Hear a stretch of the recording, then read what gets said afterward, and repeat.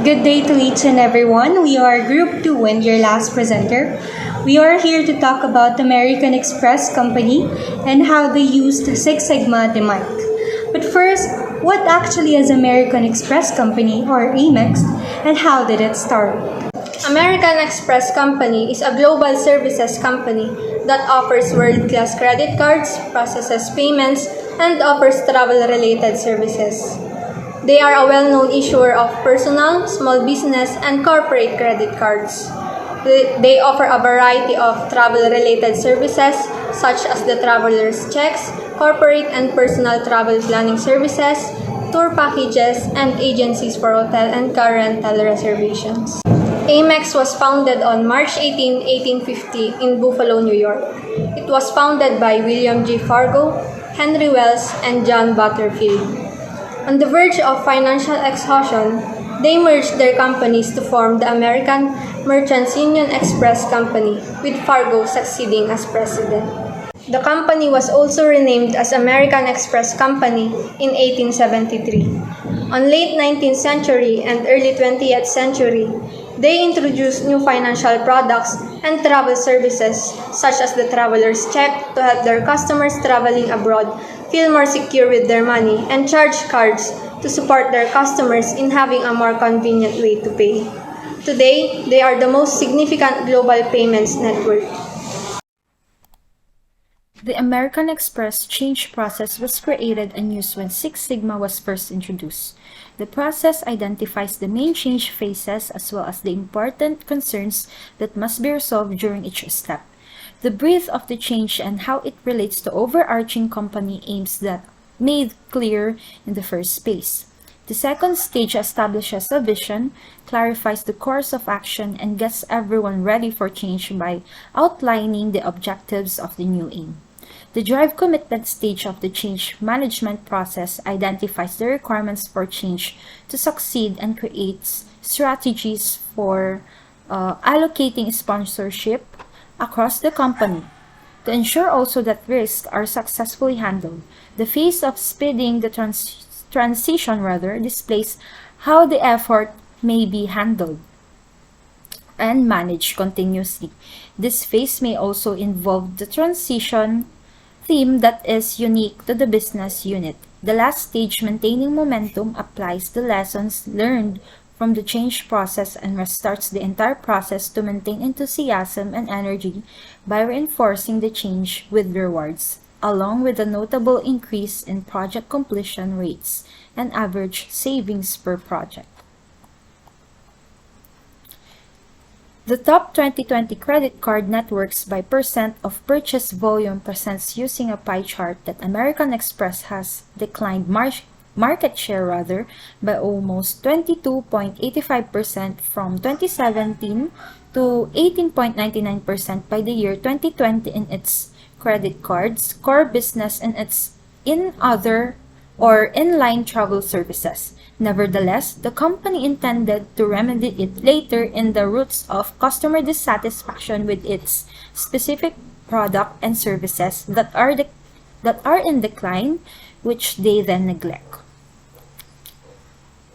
Also, it happened and was implemented in 1980s and year 1990s.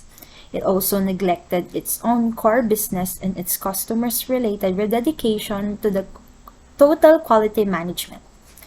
TQM, or which it labels as the American Express Quality Leadership, or AEQL, is not that beneficial, sufficient, or advantageous to the company for solving some of its issues, which then signifies that it is an insoluble mystery for the company.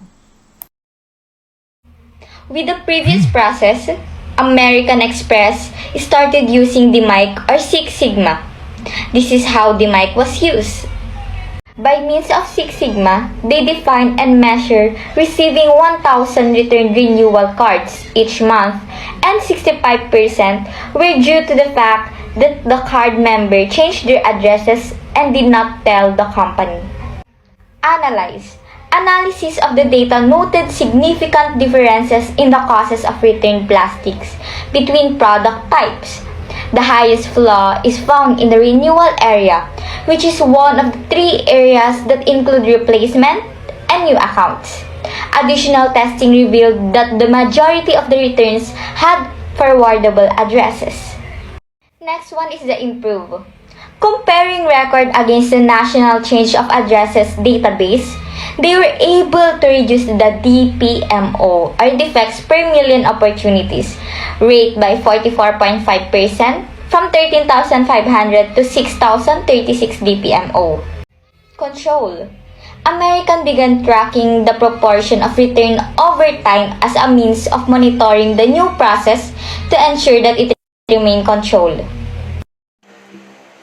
D.M.A.IC for long-term disability application process. First would be the define and measure. This is where the project team included the process subject owner, subject matter experts, and the supplier account manager. They offer all cycle time measure for each application, same other data related to the application at various milestone dates between initial application and decision.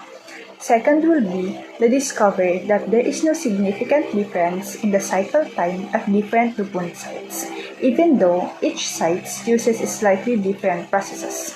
The next is the identification of the resources of variation, customer and benefit supplier feedback, several process improvement, and training and communication are underway.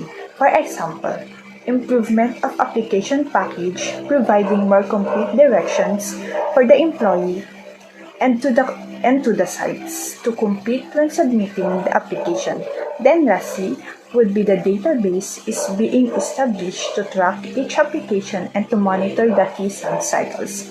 This is where the supplier and the total trend around time reporting will be used to monitor and control case cycle times.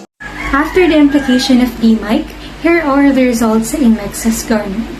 Enabled over 100,000 card members to get their cards. Due to D.M.A.IC, American Express was able to come up with the idea of cross-referencing their data with the database of the National Change of Address, making the card members still be able to receive their credit cards even if they change their addresses. Systems and process are simplified. System screens are simplified and the number of keystrokes in navigating their systems is reduced, or in layman's term, transactions on-site or through telephone became a lot faster.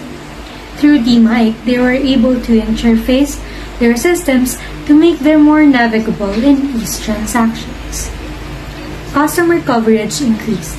Through D.M.A.IC, Amex was able to increase coverage by taking action on some Amex accredited shops.